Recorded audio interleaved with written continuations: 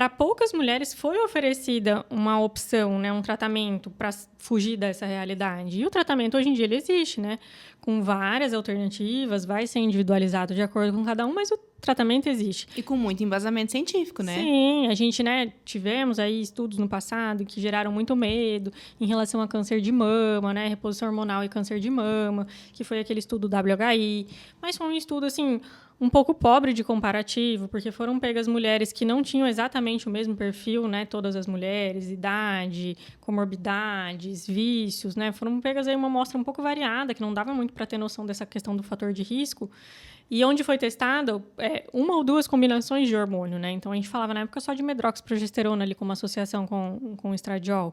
E a gente tem hoje uma gama muito maior de reposição hormonal. A gente tem progesterona micronizada, que é uma progesterona mais próxima do natural. Então, a reposição não é mais a mesma reposição que se estudou lá no WHI. Só que esse estigma ficou, né? Que a reposição hormonal pode causar câncer de mama e não é bem assim, né? Se você não tem um risco pessoal já para a doença, ou se você não tem um risco familiar muito marcado para a doença, não é como se a reposição hormonal fosse provocar uma mudança no seu organismo que não estava programada na sua genética, né? Isso é muito pouco provável. A não ser que aquilo já estava ali no seu DNA, uma mutação de gene, o máximo que a reposição hormonal vai fazer é adiantar, né? Um câncer que viria ali com 70, né, 60, 70 anos, ele vai acabar vindo um pouquinho antes. Mas agora, a reposição hormonal em baixa dose, controlada, com acompanhamento médico, ser capaz de ir lá e provocar um câncer invasivo, metastático, numa mulher que se cuida, hoje em dia é pouco provável, né? A gente não tem mais essa realidade. Então, tem que ser bem indicado. Claro, o risco existe para aquelas mulheres que realmente fazem parte da população de risco. E para essas, a gente vai ter outras alternativas, né? Mas a reposição hormonal cabe para muitas mulheres, né? Então, hoje em dia, eu vejo que está mudando. Está mudando bastante. Eu percebo muito que toda vez que eu recebo uma mulher aí de 40, 42 anos no consultório, a primeira pergunta dela ali, eu vim, né, para isso, para aquilo. Mas e a menopausa? Tipo assim, não tô, que horas que chega, como é que vem, né, o que eu vou sentir? Então, assim, começou a vir um questionamento, né? Elas estão começando a querer saber como é, o que eu vou sentir, né? Estão começando a querer ficar esperto. Isso é bacana, porque se perceber, né? Sim. Saber, tipo, então, nossa, a hora que eu sentir alguma coisa, pode ser que já tá começando, né? A hora de eu começar a ficar mais atenta, vamos ver o que dá pra fazer, já começo a tratar, não começo. Acho que o conhecimento é muito válido, eu acho muito gostoso. Eu falo assim, grande parte do prazer na minha consulta é dar conhecimento. Não é nem só o examinar, o pedir exame, isso é o de menos. Mas o que eu acho mais gostoso é poder compartilhar a informação e o paciente entender. Então, sentar na frente da mulher e que ela entenda o que é o ciclo menstrual, o que é o fim da vida reprodutiva, o que é o ovário parando de funcionar.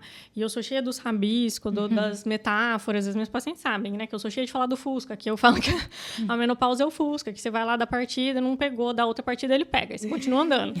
Aí você vai lá de novo, o Fusca morreu, dou uma partida, não pegou, dou duas, não pegou. Na terceira, talvez ele pegou. Vou ando mais um pouquinho. Chega uma hora que o Fusca não liga mais. E o ovário é a mesma coisa. Vai chegar uma hora que ele não liga mais, entendeu? Que ele não produz mais. E dar esse conhecimento para a mulher, de saber qual é a fase em que ela vai começar esse esgotamento hormonal, quais são as alternativas, né, que ela vai procurar, isso é muito bacana.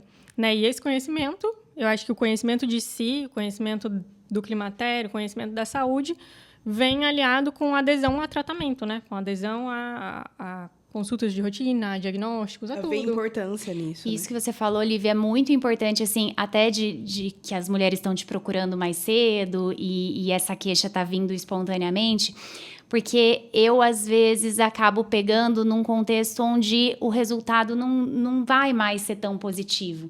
Porque quando ela entrou na menopausa, ou quando ela estava naquele período ali, perimenopausa, antes, né, de fato parar de menstruar, ela nunca parou, não ia na ginecologista, não fazia esse acompanhamento, e daí, às vezes, chega lá com seus 68, 70, enfim, numa idade que aquela janela de oportunidade de maior benefício da reposição hormonal acabou já se passando, né? Então, a gente sabe que não vai adiantar mais tanto, que o benefício não vai ser como seria se a gente tivesse instituído mais cedo. E dá um sentimento ruim, né? De pensar assim, nossa, podia ter melhorado tanto, podia não ter passado por essas coisas, podia ter sido mais leve. E agora acaba que aquilo ali não vai trazer mais benefício nenhum. A gente tem que usar de outras táticas mesmo, né? O risco acaba, às vezes, superando o benefício. O risco acaba superando o benefício, quando a gente perde a famosa janela de oportunidade, né? A mulher, quando ela entra nessa fase, a gente fala que tem uma janela de oportunidade, que é quando ela tá ali no no climatério, na transição menopausal, até mais ou menos os 60 anos. Passou dos 60 anos, instituir uma terapia hormonal sistêmica, ela já começa a ficar um pouco mais arriscada. E, eventualmente, numa situação ou outra, a gente coloca, né? Dependendo do estilo de vida daquela mulher, né? Do nível de saúde dela, de comorbidades, às vezes a gente até arrisca um pouquinho mais. Mas é difícil, né? Fica mais difícil.